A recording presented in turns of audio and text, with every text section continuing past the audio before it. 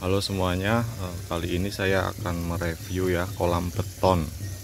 Apa sih keuntungan plus minus antara kolam beton dengan kolam tanah atau kolam sawah. Jadi seperti di video ini penampakan dari kolam beton yang keseluruhannya adalah menggunakan semen ya, tepiannya dan juga bawahnya juga semen, jadi full beton. Sebenarnya untuk pembesaran di kolam beton ini lebih, yang pertama keuntungannya lebih safety, lebih aman karena kita bisa mengontrol, meminimalisir predator yang bisa memakan atau menghabiskan ikan koi. Dan saya pasang juga ini ada jaring ikan ya, untuk menghalau predator yang dari luar seperti kelelawar yang biasa makan koi-koi kecil dan juga burung-burung malam. Jadi untuk di kolam beton itu kita air biasanya ganti bisa 2 bulan sekali atau 1 bulan sekali, itu lebih bagus. Paling telat ya 3 bulan sekali. Kadang kalau terlalu lama, karena ini kan kotoran itu hanya mengendap di bawah karena bukan lumpur, maka tidak terurai. Akhirnya amoniak itu akan terjadi ledakan amoniak kalau air tidak diganti dalam waktu lama.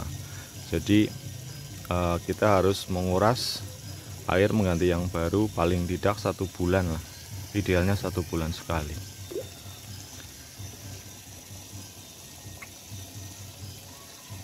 Nah kemudian dibandingkan dengan di kolam tanah, mungkin masalah pertumbuhan ya, jadi pertumbuhan itu mungkin lebih lambat. Kalau diibaratkan itu, misalnya di kolam tanah itu udah mencapai 10 cm, kalau di kolam beton paling separohnya pertumbuhannya, paling 5 cm seperti itu. Kalau saya perhatikan seperti itu.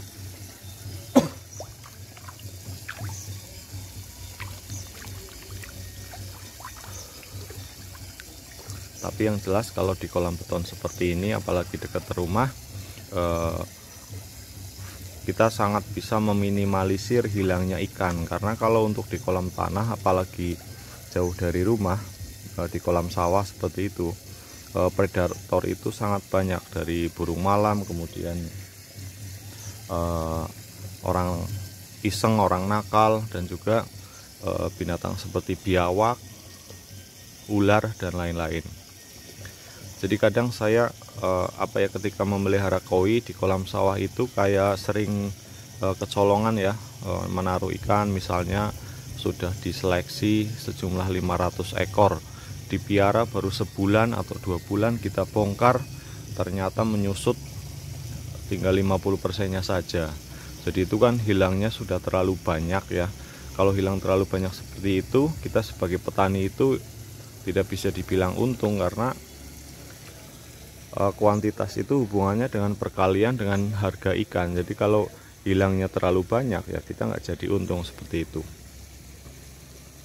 Kemudian kebanyakan untuk memelihara koi itu tidak cuma modal suka atau hobi seperti itu ya, tapi juga harus menyiapkan mental, karena memelihara koi itu tidak seindah yang kita bayangkan.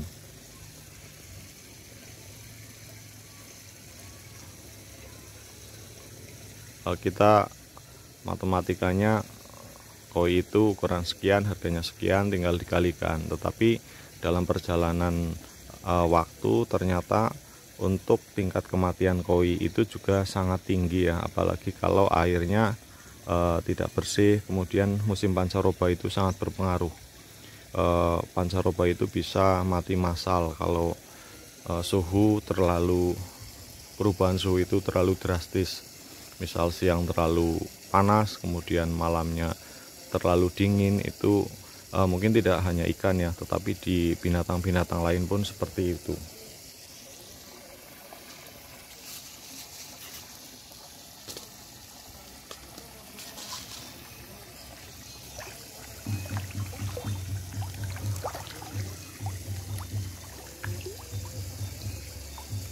Ya, contohnya ini adalah ikan sanke. Saya start dari awal itu sekitar dari mulai burayak sekitar 25.000. Ini paling tinggal 200 ekor yang layak untuk dibesarkan. Jadi untuk memelihara koi ya kalau bisa kita tebar larva itu sebanyak-banyaknya, karena tingkat hilang, tingkat susut saat waktu pertumbuhan itu banyak sekali, dan juga banyak kerobyok yang kita buang. Kemudian hanya tersisa ikan-ikan yang enak dipandang dan jumlahnya itu tidak banyak, tidak sampai 10%.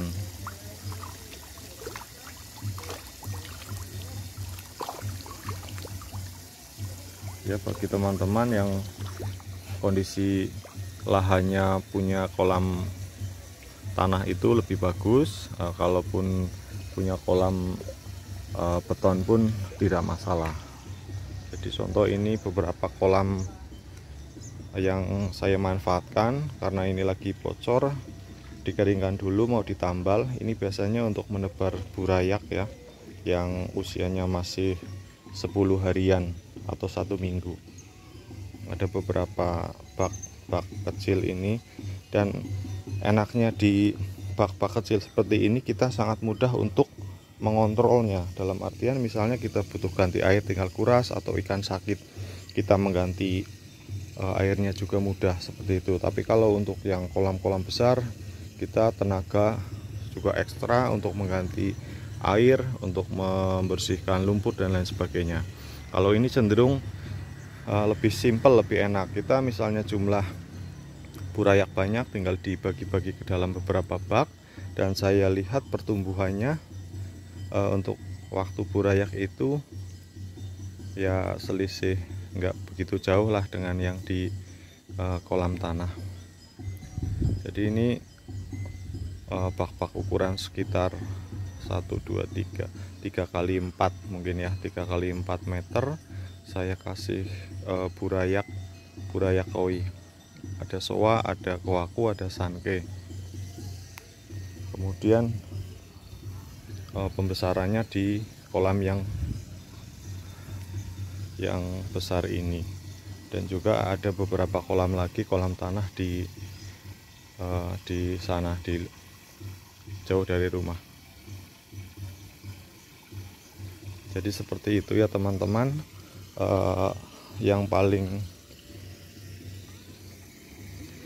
keuntungan untuk di kolam beton itu safety ya, lebih aman. Tingkat kehilangan dari si ikan itu cenderung lebih sedikit ketimbang di kolam tanah. Sedangkan kelemahannya adalah di pertumbuhannya lebih lambat dibanding kolam tanah. Jadi sebenarnya plus minus.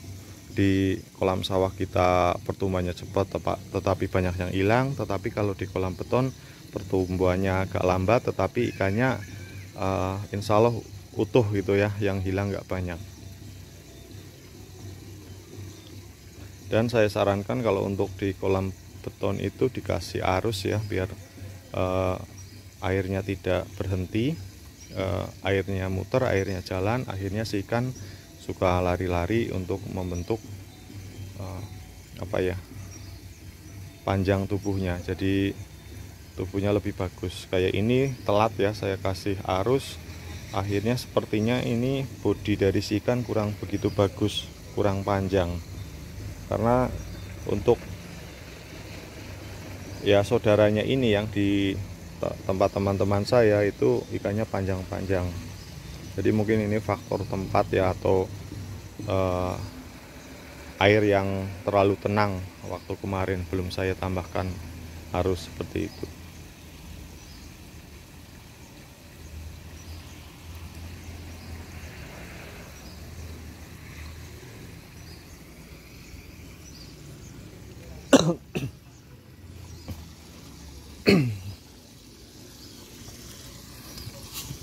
Ya, memelihara koi bisa untuk menghilangkan stres ya, walaupun mungkin harganya naik turun, tapi ya nikmati saja.